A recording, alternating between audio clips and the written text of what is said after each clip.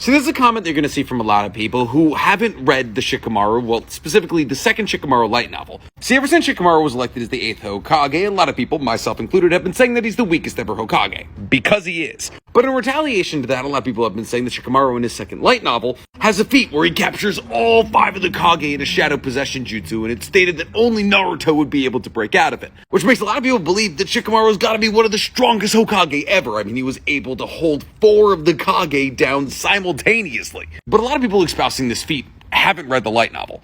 And I have! So essentially, this feat comes about because Korotsuchi is saying that Konoha needs to share everything that they know about shinobi wear with the rest of the villages, or that the Hidden Stone is going to pull out of the Shinobi Union. And Chozoro, the Mizukage, aligns with this view. Essentially, this boils down to a threat from the Hidden Mist and the Hidden Stone towards Konoha, saying if you don't tell us everything that you know scientifically, we're essentially going to start a war. At this moment, Shikamaru uses Shadow Possession Jutsu on all of the 5 Kage present at the 5 Kage meeting.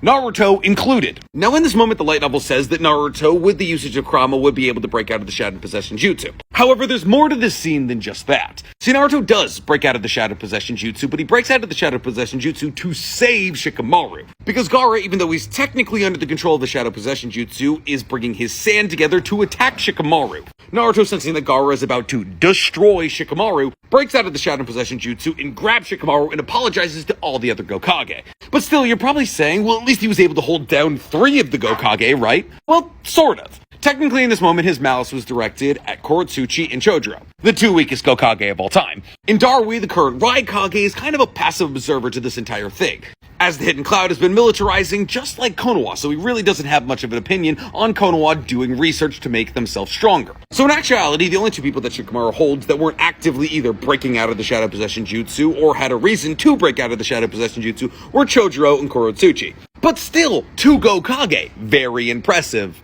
Except for the fact that it's still not. Because later on in this very late novel, Shikamaru, in a fit of rage, goes to use Shadow Strangle on a tree.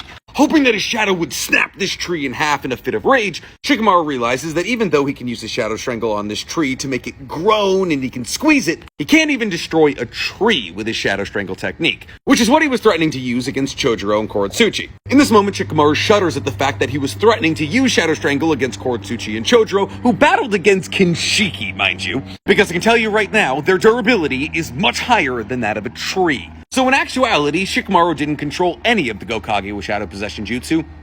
They were being polite. He is the weakest Hokage by far.